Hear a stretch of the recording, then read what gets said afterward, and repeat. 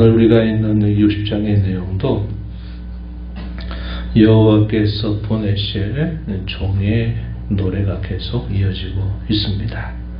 그 종은 누구시냐? 바로 우리가 잘 아는 예수 그리스도, 그분을 700여 년 전에 예언하고 있는 내용인데 그 내용이 구체적이다 하는 겁니다. 그분이 이 땅에 오셔서 자기 백성들의 구원을 위해서 어떤 일들을 하실 것인가 하는 것을 표현해 주고 있습니다.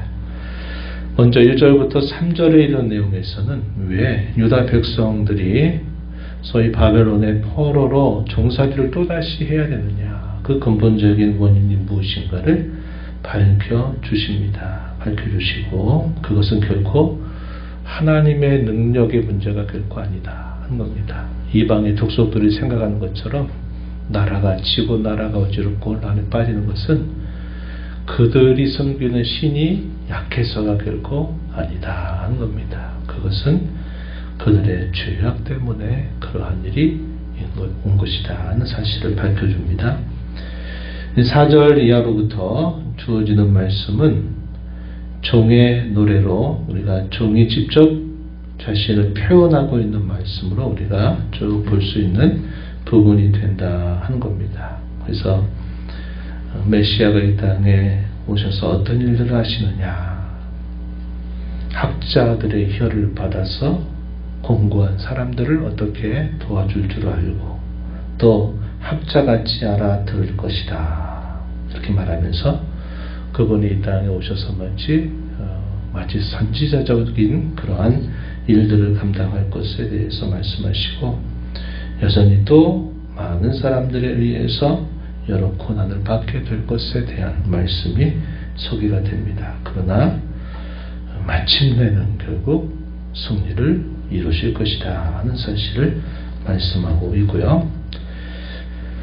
우리가 읽은 말씀 이제 10절로 오면 다시 하나님 백성들에 대한 권고가 마지막 절까지 이어지고 있습니다. 그 내용들을 한번 살펴보겠습니다. 먼저 1절부터 3절에 이르는 내용에서 이렇게 하나님께서 비유를 통해서 말씀하세요.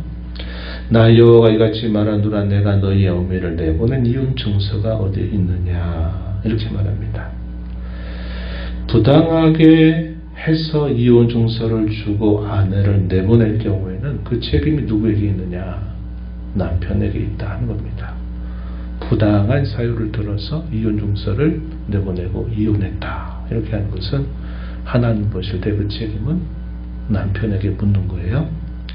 여기서 이혼 증서 얘기가 나옵니다. 왜 하나님이 자기 백성들을 위하고 자기 백성들과 소위 결혼했다 말씀하시면서 왜 그 백성들을 다른 나라의 지배 아래 팔아버렸느냐, 왜 내어 주었느냐 하는 것을 마치 변론하듯이 이야기를 시작하신 겁니다. 너희의 어미, 유다 나라를 말합니다. 너희 어미를 내보낸 이유 증서가 어디 있느냐, 부당하게 그렇게 한 것이냐 하는 식으로 물으신 겁니다. 또 이어서 말씀하시기를 내가 어느 체주에게 너희를 팔았느냐, 서로 상업의 거래에서 체주에게 마치 팔아버린 것처럼 이렇게 또 이야기를 물으셨어요. 대답하시는 말씀 보세요. 보라, 너희는 너희의 죄악으로 말미암아 팔렸고 너희의 어미는 너희의 배역함으로 말미암아 내보냄을 받았다 이렇게 말씀하십니다. 죄악으로 말미암아 배역함으로 말미암아 그렇게 된 일이다. 하나님 백성들의 불행, 다시 말해서 바벨론의 이 포로 생활이 그들에게 또 다시 와서 종노릇하는 삶이 주어지게 된 그 이유, 그 불행의 이유는 결코 하나님에게 있는 것이 아니라 그들의 죄악과 비역함에 있는 것이다 하는 사실을 말씀합니다. 우리가 앞서 쭉 읽어온 말씀의 흐름을 따라 보면 뭐라고 말씀하는 겁니까? 이것이 그들의 불순종과 반역에 대한 적당한 견책이다 하는 사실을 우리가 앞에서 쭉 읽어온 맥을 따라서 이해할 수 있는 표현이 되겠습니다. 그러면서 계속 말씀하세요. 하나님께서 과연 능력이 없어서 구원하지 못하는 것이냐? 결코 그렇지 않다 하는 사실을 말씀해 주십니다. 2절에 보면 내가 왔어도 사람이 없었으며 내가 불러도 대답하는 자가 없었으면 어찌 됨이냐. 무슨 말일까요? 하나님께서 많은 선지자들을 그들 가운데 보내서 그들을 부르고 그들을 계속 가르치고 하기를 원하셨지만 그들이 듣지 않는다 하는 겁니다. 그들이 하나님의 말씀을 듣지 않았다 하는 겁니다. 이어지는 말씀해 보세요. 내 손이 어찌 짧아 구속하지 못하겠느냐. 내가 어찌 건져 능력이 없겠느냐. 하나님의 손, 능력을 표현한 하나의 상징적인 표현입니다. 하나님의 능력이 없어서 그들을 건져내지 못하는 것이 결코 아니다. 이렇게 말씀하셨어요. 그것은 결코 하나님의 능력의 문제거나 하나님이 그들을 이제 더 이상 사랑하지 않고 버리셨다 하는 것에 대한 증거가 아니라고 하는 겁니다.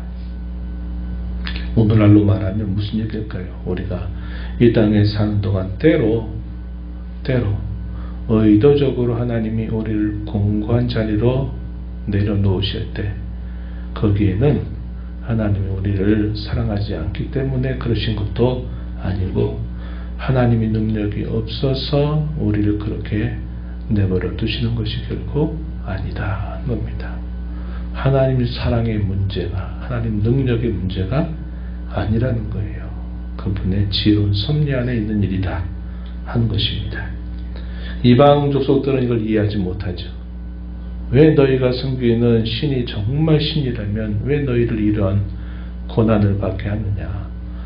야, 바벨론 나라를 이겨서 그 나라로부터 너희를 지켜주셔야지. 왜 바벨론 나라에서 너희가 그렇게 패망을 당하느냐. 이렇게만 생각할 겁니다. 믿지 않는 사람들이 예수 믿는 사람들 예수 믿고 복받고 잘 된다고 하는데 형통한다고 하는데 너희 예수 믿는 사람은 왜 또 그런 어려움을 또 당하냐. 질병의 문제 또 삶의 문제 다양한 문제들을 너희는 왜 겪냐. 너희는 겪지 말아야지. 너희는 하나님 믿는다고 하면서 믿지 않는 사람들은 그렇게 말할 겁니다. 똑같아요.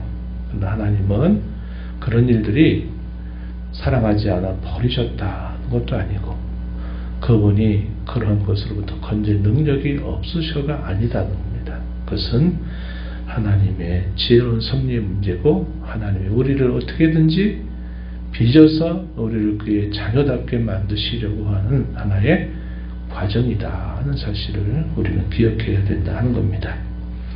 이제 종의 노래를 또다시 시작합니다. 종이 마치 1인칭 화자가 돼서 말하는 거예요. 4절 보세요. 주 여호와께서 학제들의 혀를 내게 주사 나로 공고한 자를 말로 어떻게 도와줄 줄을 알게 하소서. 아침마다 깨우치시되 나의 길을 깨우치사 학자들 같이 알아듣게 하시도다. 이렇게 표현합니다. 여기서 1차적으로 말하는 나라고 하는 이 화자는 종을 말하는 겁니다. 여호와께서 세우실 종, 곧 메시아를 표현하고 있는 말씀이다 하는 겁니다. 물론 우리가 이 말씀을 기억하죠. 학자들 같이 말하고 학자들 같이 알아듣게 해달라. 우리가 기도할 수 있어요. 그러나 여기서 본문에서 말하는 가장 1차적인 이 의미는 바로 자기 백성들을 위해서 오실 종에 관계된 말씀이다 하는 겁니다. 그가 이 땅에 오셔서 사회적으로 약한 사람들, 또 공고한 사람들, 영적으로 눌려 살았던 많은 사람들을 예수님이 어떻게 하십니까? 다 찾아가서 제자들의 시선은 그럴 필요가 없는데요. 주님 바쁜데요. 더 중요한 사람들 많이 만나야 되는데요. 아니다. 주님은 그렇게 하지 않으셨어요. 우리가 아는 대표적인 이야기 하나 있죠. 예수님께서 제자들을 데리고 갈릴리 호수인데 너무 크니까 우리가 소위 갈릴리 바다 하는데 이 갈릴리 바다를 지나가게 하십니다. 그런데 그날 따라 밤에 막 노를 젓는데 바람이 일고 풍랑이 일어서 죽을 듯한 고생을 하고 있는 겁니다. 그래가지고 예수님을 불러요. 그래서 그 풍랑을 잠잠하게 하는 일을 또 하시고 그 맞은편에 거라사 이방인들이 많이 살고 있는 땅, 당시 제자들이 봤을 때는 거기는 구원의 대상이라고 생각지 않는 지역으로 제자들 데리고 간 겁니다. 죽음의 그 위협을 경험하면서 건너갔어요. 무엇이었느냐? 그 거라사 지방에서 모든 사람들이 저 사람은 없어져야 되는데 왜 저렇게 오래 사냐 하는 사람이죠. 옷을 벌거벗은 채로 무덤 사이에서 사는 사람입니다. 쇠사슬로 어떻게 그 사람 잘 때 묶어놔도 그 쇠사슬을 끊어버리는 사람이에요. 광인이고 미친 사람이고 그 힘의 괴력이 너무나 큰 겁니다. 완전히 사탄에게 완전히 사로잡혀 있는 사람이었어요. 예수님이 그 사람 한 사람 살려내시려고 제자들 다 데리고 그곳을 건너갔다가 또다시 건너오신 거예요. 왜 거기 가셨습니까? 했더니 그 사람 남들이 주목하지도 않고 아무런 필요도 없는 그 미친 사람, 그런 사람을 예수님이 한 사람 살리려고 제자를 데리고 거기 갔다가 오셨다는 거죠. 예수님께서 행하신 많은 일들은 바로 그와 같은 일들이었어요. 여기 본문에 가서 보면은 이렇게 말합니다. 공고한 자들을 어떻게 말하고 어떻게 깨우치고 도와줘야 될지를 아신 자처럼 예수님은 그렇게 하셨어요. 그리고 그분은 많은 고난을 당하셨습니다. 5절에 보니까 주 여호와께서 나의 귀를 여셨으므로 내가 거역하지도 아니하며 뒤로 물러가지도 아니하며 나를 때리는 자들에게 내 등을 맡기며 나의 수염을 뽑는 자들에게 나의 뺨을 맡기며 모욕과 침뱉음을 당하여도 내 얼굴을 가리지 아니하였느니라. 예수님이 행하신 그 선하고 착하고 생명 살리는 일을 하실 때 수많은 사람들이 그 예수님에 대하여 반감, 모욕, 또 박해까지 서슴지 않았습니다. 그 일들을 다 받으셨어요. 그러나 그런 일들 속에 하나님이 그 세우신 종을 붙드심으로 어떻게 되느냐, 승리를 이렇게 표현했습니다. 8절 9절 내용 보면은 이렇게 표현했어요. 나를 의롭다 하신 이가 가까이 계시니 나와 다툴 자 누구냐? 나와 함께 설지어다. 나의 대적이 누구냐? 내게 가까이 나올지어다. 보라, 주 여호와께서 나를 도우시니 나를 정죄할 자 누구냐? 이렇게 말합니다. 많이 읽어본 표현이죠. 어디서 읽어봤습니까? 로마서 8장에 나온 표현이에요. 하나님께서 사랑하는 자, 그 뜻대로 부르심을 받은 자들에게 모든 것이 합력하여 선을 이룬다, 이렇게 말씀하시고, 여호와께서 하나님이 우리를 위하시면 누가 우리를 대적하리요? 누가 우리를 송사하리요? 이렇게 표현했어요.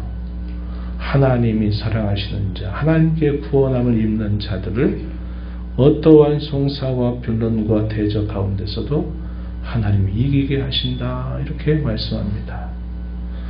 우리를 사랑하시는 이로 말미암아 넉넉히 이기느니라, 이렇게 로마서에서 말씀해요.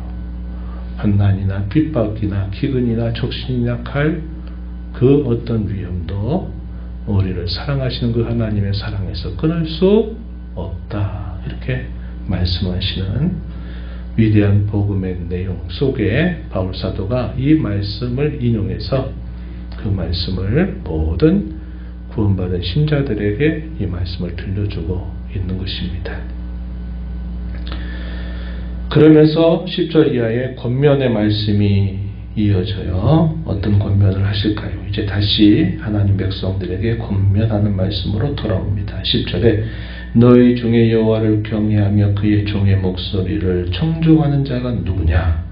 흑암 중에 행하여 빛이 없는 자라도 여호와의 이름을 의뢰하며 자기 하나님께 의지할지어다, 이렇게 권면했습니다. 말씀을 보세요. 여호와를 경외하며 그의 종의 목소리, 그의 종, 누굴 말할까요? 고난받는 종, 하나님이 보내신 메시아 혹은 그리스도를 말합니다. 그 종의 목소리를 청종하는 자가 누구냐, 이렇게 표현하고, 흑암 중에 행하여 빛이 없는 자라도 여호와의 이름을 의뢰하며 자기 하나님께 의지하라, 이렇게 표현을 했습니다. 우리 불론 찬송 445장에 태산을 넘어 험곡에 가도 빛 가운데로 걸어가면 주께서 도우신다 하는 그런 내용들을 담은 찬송을 우리가 함께 불렀습니다. 뭐라고 말씀하는 겁니까? 여호와를 경외하며 그의 말씀을 청종하면서 행하면 흑암 가운데서도 빛을 따라서 그들이 하나님의 도우심을 입게 될 것이다 하는 겁니다. 여호와께서 보여주시는 그 말씀의 빛, 그 생명의 빛을 따라서 흑암 가운데서도 걸어가게 된다는 겁니다. 반면에 그렇지 않은 자들에게는 어떤 일이 임할 것이냐. 11절에 불을 피우고 횃불을 불러 띈 자여 너희가 다 너희의 불꽃 가운데로 들어가며 너희가 피운 횃불 가운데로 걸어갈지어다. 너희가 내 손에서 얻을 것이 이것인데 너희가 고통 있는 곳에 눕게 될 것이다. 이렇게 표현을 했습니다. 하나님이 그의 말씀을 통해서 비춰주시는 그 빛을 따라가는 사람과 사람들이 스스로 횃불을 만들겠다고 그걸 만들어서 들고서 그걸 가지고 어떻게든지 그 흑암을 뚫어나가겠다 하는 사람들의 결말은 완전히 쌍극이다 이 말입니다. 그래서 여호와의 빛, 하나님 말씀의 빛을 따라서 살아가게 될 때 마치 흑암 속을 걸어간다 하더라도 그 빛의 인도를 따라서 걸어갈 수 있게 된다. 그러므로 여호와를 경외하며 그의 말씀, 그 종의 말씀을 청종하며 살아라. 이러한 권면을 오늘 말씀에서 우리에게 주고 있습니다. 하나님 말씀을 우리가 잘 모르고 우리가 하나님 말씀에 대해서 무지몽매하게 되면 어떤 일이 우리에게 주어질까요? 벌을 받고 또 벌을 받게 됨에도 불구하고 그 벌을 왜 받는지, 도대체 뭐가 벌인지, 그리고 그걸 통해서 돌이킬지를 알지 못하게 되는 겁니다. 원인을 계속 다른 데서 찾아보세요. 아유, 바벨론 나라가 왜 우리를 괴롭히는지 모르겠다. 아유, 우리가 왜 이렇게 좀 힘이 약했는지 모르겠다. 왜 다른 나라의 외교수를 이용해서 우리가 좀 도움을 받지 못했는지 모르겠다. 계속 다른 탓들만 하면 하나님이 그 백성들에게 적당한 견책을 통해서 낮추고 계심에도 불구하고 엉뚱한 곳으로부터 원인을 찾고 그 탓을 남에게 돌리면 그 공고함 가운데 있는 중에도 그들의 마음이 온유하고 겸손해지지 못합니다. 하나님 우리를 사랑하셨다고 하면서 우리를 이렇게 하실 수 있어? 하나님이 모든 신들 위에 뛰어난 분이라고 하면서 그의 능력이 이것밖에 안 돼? 이런 식으로 이방인들의 생각하듯이 그들 똑같은 생각을 하게 된다면 그들의 바벨론 생활은 매일매일의 고통의 연속이 되고 말 것이고 그것이고 그들에게는 사망의 관문에 이르는 길이 되고 말았을 것이다 하는 겁니다. 하나님 말씀을 우리가 밝게 알고 그 말씀을 통해서 말씀하시는 하나님의 뜻과 그분의 의도를 알고 분별하고 그 말씀을 의지하고 행하게 되면 우리가 어둠 같은 현실 속에서도 빛을 따라 걸어갈 수 있지만 그렇지 못하면 밝은 데 있으면서도 어디로 가야 될지를 모르는 그러한 자가 되고 만다 하는 것을 우리가 배우게 됩니다. 하나님께서 저와 여러분을 사랑하셔서 저희 대신에 예수님을 통해서 구원의 길을 밝히 안내하실 때 우리가 그 은혜를 감사하면서 그분의 말씀에 인도를 받고 그분의 말씀에 순종으로 응답하는 그러한 삶을 살아가는 저와 여러분이 되기를 바랍니다.